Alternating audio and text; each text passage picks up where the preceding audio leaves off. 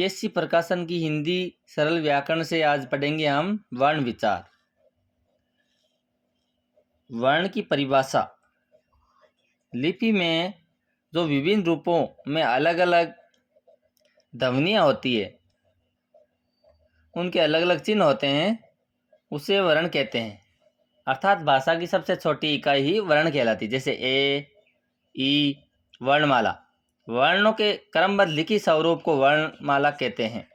अर्थात वर्णों का जो क्रमबद्ध रूप होता है, पूरे वर्ण, उसे वर्णमाला कहते हैं। हिंदी वर्णमाला में 44 वर्ण होते हैं। कितने वर्ण होते हैं? 44 वर्ण होते हैं। वर्ण के भेद कितने होते हैं? 2 भेद होते हैं, स्वर और व्यंजन। कितने होते हैं? स्वर और व्यंजन। स्वर 11 होते हैं, ए, आ, ई, ऊ, री, ए, ऐ, ओ, औ। और व्यंजन कितने होते हैं? 33 होते हैं। व्यंजन के भी 3 भेद होते हैं। इसमें स्पर्श व्यंजन होता है, अंत्यस्थ व्यंजन होता है, ऊष्म व्यंजन होता है। स्पर्श व्यंजन में ये जो वर्ग बताए हुए हैं, के वर्ग है, चे वर्ग है, टे वर्ग है, ते वर्ग है, पे वर्ग है। अर्थात के, खे, गे, अड़े, ये वर्ग हो गया। 5 जो वर्ण है, इनके समूह को वर्ग कहते हैं। चे वर्ग, चे, छे, जे, ये। टे, ठे, डे, डेणे, ते वर्ग हो गया। पे वर्ग हो गया, पे, फे, बे, में। अंत्यस्थ ये, रे, ले, वे। अंत्यस्थ कितने हो गए? 4। ये कितने हो गए? 4। और ऊष्म हो गए 4, से, है। और स्पर्श कितने हो गए? 25 हो गए। संयुक्त व्यंजन, ये अक्षय, तरे, गे, सरे, ये कितने हो गए? 4 भी संयुक्त व्यंजन हो गए। संयुक्त व्यंजन किसे कहते हैं? 2 वर्णों के मेल से, यानी 2 वर्णों से बने होते हैं। 2 से अधिक भी हो सकते हैं।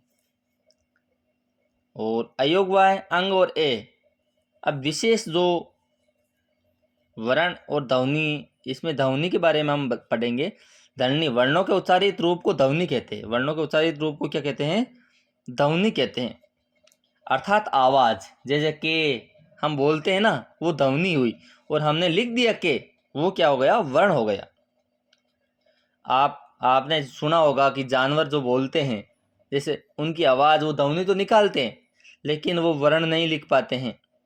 वर्ण, ध्वनि के लिखित रूप को वर्ण कहते हैं। ध्वनि के लिखित रूप को क्या कहते हैं? वर्ण कहते हैं। उस मूल ध्वनि को कहते हैं जिसके खंड नहीं होते।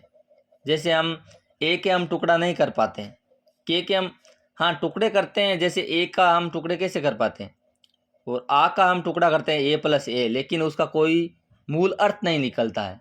मूल अर्थ नहीं निकलता है, वो वर्ण कहलाता है। ए, ई, के, खे, इनके कोई मूल अर्थ नहीं निकलते हैं। इसके बाद में हम पढ़ेंगे अक्षर। भाषा की वे इकाई जिसके खंड नहीं किए जा सकते, अक्षर कहलाती। खंड यानी टुकड़े। अक्षर के कोई टुकड़े नहीं कर सकते हैं।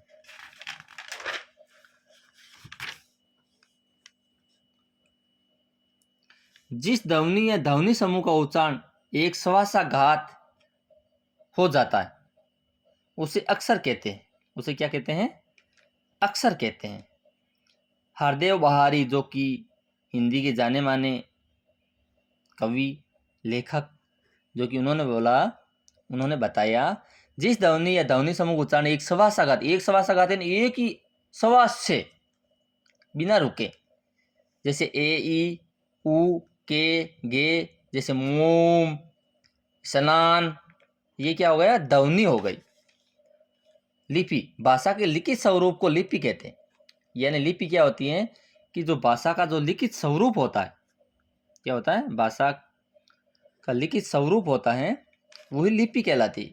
हिंदी भी देवनागरी लिपि, हिंदी जो कि हमारी जो हिंदी भाषा है, वो किस लिपि से निकली है? देवनागरी लिपि से निकली है। नमस्ते दोस्तों।